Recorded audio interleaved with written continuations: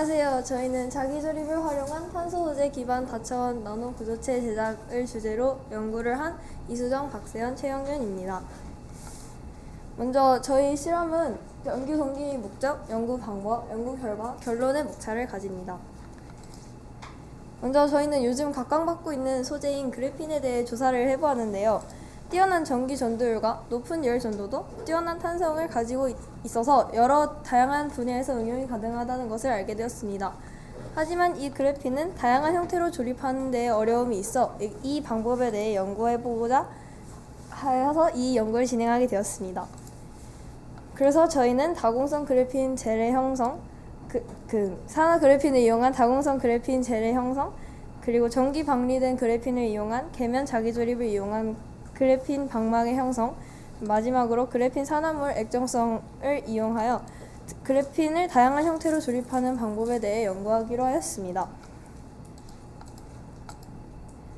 먼저 첫 번째 실험은 다공성 그래핀 젤의 형성인데 이 실험은 표준 환원 전이가 다른 두 물질이 만났을 때 그 차에 의해 자발적으로 산화환원 반응이 일어나는 것을 이용하여 산화 그래핀인 GO를 환원시켜 다공성 구조인 RGO 젤을 만드는 실험이었습니다. 여기에서 표준 환원 전이가 무엇이냐면 표준 수소 전극을 기준으로 환원이 일어나는 반쪽 전지를 결합시켜 만든 전지에서 측정한 전이차입니다. 표준 환원 전이가 다른 두 물질이 만나면 더 작은 게 산화가 되고 더 큰 게 환원이 되게 됩니다. 이 실험에서 이렇게 젤을 만드는 걸 젤레이션이라고 하는데 이거 자체는 징크판과 지오가 만나서 징크판 표면에 이온화된 징크 이온과 지오가 산화하는 반응을 하여 이렇게 RGO가 징크판 위에 쌓이게 되는 것입니다. 그래서 실험 방법은 먼저 GO 용액을 3배 물켜 주어서 약 2.88mg/ml의 농도를 만들어 주고 그 4종의 금속판, 코발트, 알루미늄, 구리, 그리고 징크판을 준비해서 그 표면에 있는 산화된 금속들을 사포로 갈아준 다음 세척해 줍니다. 그래서 이 4가지 금속을 GO 용액에 충분한 시간 동안 담가 줍니다. 그렇게 만들어진 젤을 액체질소로 얼리고 동결 건조시켜서 샘 사진을 촬영하였습니다. 먼저 여러 가지 금속에 따라 젤레이션이 된 결과를 보자면 징크판에만 이렇게 까맣게 젤이 형성된 것을 볼 수 있습니다. 사실 이 표준 환원전이를 값을 보자면은 알루미늄과 징크판 모두 표준 환원전이가 저 GO의 이론적인 값보다 작아요. 그래서 둘 다 젤이 만들어질 것 같았지만 실제로 알루미늄은 반응성이 매우 크기 때문에 공기 중에 조금만 놔두어도 금방 산화되어서 산화 피막을 형성하기 때문에 젤레이션이 일어나도록 할 수 있는 알루미늄 이온이 만들어지지 않았다고 볼 수 있습니다. 그리고 이제 이 젤레이션이 다공성 구조인데 이 다공성 구조인 것을 보여줄 수 있는 푸어의 구조를 가장 적게 훼손시킬 수 있는 방법인 동결 건조를 이용해서 저희가 만든 젤의 구조를 샘 사진으로 촬영해 보았는데 여기 보시면 이게 젤인데 이 두께가 12시간 정도 젤을 성장시켰을 때 이 두께가 78.6 마이크로미터 정도가 된다는 걸 알 수 있고 이 벌집 모양의 육각형 푸어들은 RGO가 징크판 위에 쌓이면서 그 사이에 갇힌 물이 있던 공간들입니다. 그래서 이 실험을 통해 저희는 저희가 원하는 모양으로 징크판을 만들고 특정 시간 동안 젤을 성장시키면은 원하는 모양과 두께로 그래핀 소재를 조립할 수 있다는 것을 알게 되었습니다. 그래서 이런 식으로 직사각형으로 만들면 젤도 직사각형 모양으로 만들어지게 됩니다. 저희가 두 번째로 진행한 실험은 계면 자기조립을 이용한 그래핀 방막의 형성에 대한 연구입니다.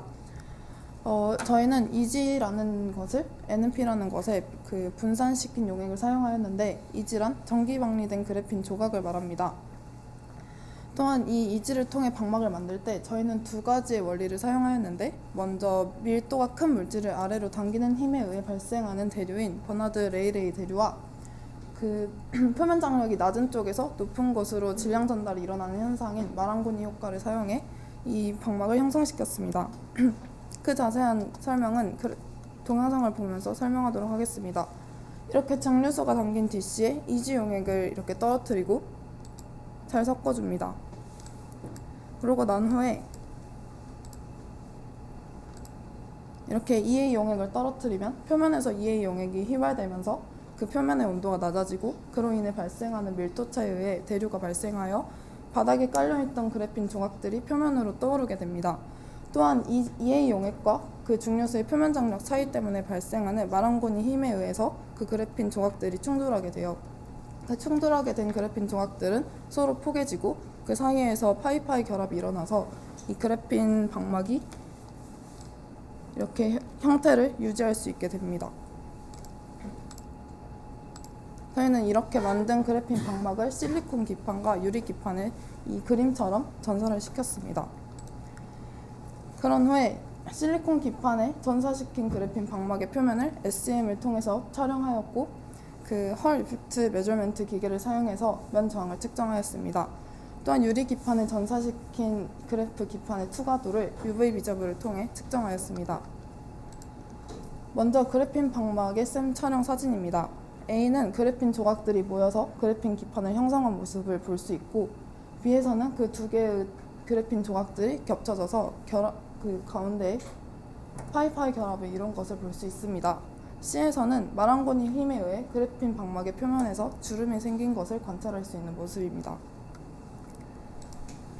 두 번째로 저희는 그 그래핀 방막의 두께를 측정하기 위해 그 그래핀 방막의 투과도를 UV 비저블로 측정했는데요. 550나노미터의 파장대에서 그래핀 방막의 투과도는 유리 기판에 비교해서 5% 정도 더 낮았습니다. 그래핀 한 층을 쌓을 때마다 투과도가 2.3%씩 감소한다고 했을 때 이 그래핀 방막 한 층은 2.6층의 그래핀으로 이루어져 있다는 것을 확인할 수 있었습니다. 또한 그래핀 한 층의 두께가 0.34나노미터이므로 그래핀의 방막의 두께는 0.88나노미터인 것까지 알 수 있었습니다. 세 번째로 저희는 전기 전도도를 측정해서 이 공식에 넣어 면 저항으로 환산하였습니다. 그 결과 그래핀의 방막의 두께가 증가할수록 그래핀 방막의 면 저항이 감소한다는 것과 그래핀 방막을 두 번 전사했을 때 그 저항이 급격하게 떨어진다는 것을 알 수 있었는데, 이는 그래핀 방막을 한 번 전사했을 때는 빈 공간이 존재해서 전자가 이동할 수 있는 경로가 적었는데, 그 위에 다시 한 번 전사를 하면 위아래로 경로가 이어지게 돼서 전자가 이동할 수 있는 경로가 많아지고 저항이 급격하게 사용할 수 있습니다. 세 번째 실험에 대한 원리인데요. 먼저 액정에 나간 그 액체와 부재 사이의 물질로서 액정은 분자가 일정한 모형을 보여야 되기에 형광된 빛이 훼손하게 됩니다. 다음으로 평광현미경. 평광현미경의 경우에는 일반적인 광학현미경이 두 개의 수직하게 되어된 그 평광판에 설치한 현미경으로서, 만약에 여기에다가 그 액정성을 가진 물질을 집어넣었을 때에는 디스클리네이션이라는 이런 빛의 무늬들이 나타나게 되지만, 만약에 그게 액정성이 없었을 층에는 검은 화면을 보게 됩니다. 다음으로 지오 유형인데요. 지오 자체가 그 종횡 비, 가루와 세로의 비가 매우 큰 무지이게 액정성을 띠면서, 그러면서도 특정 농도 이상에서 액정성을 띠는 농도 일정성 액정이기도 합니다. 방금 전에 말했던 그 특정 농도, 이가 액정성을 띠게 된 농도를 바로 이게 농도라고 합니다. 이제 다음으로 실험 과정인데요. 먼저 간단하게 설명하자면, 지오 용액을 슬라이드 글라스에 떠주고 터보글라스에 덮어줍니다. 두 번째로 이를 평광현미경에 평광판을 집어넣고 이것을 관찰해주면 되고요.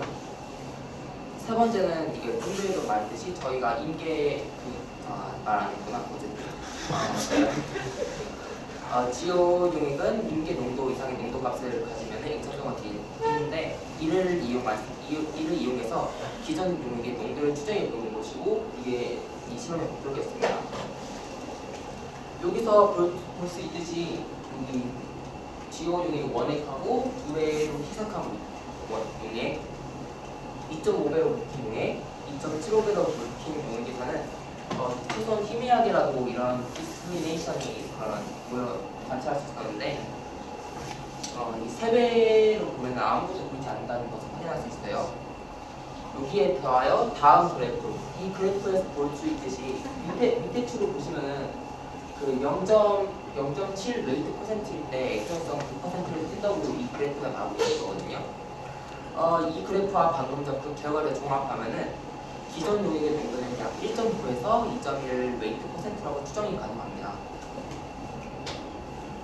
다음은 결론 및 고찰 부분인데요.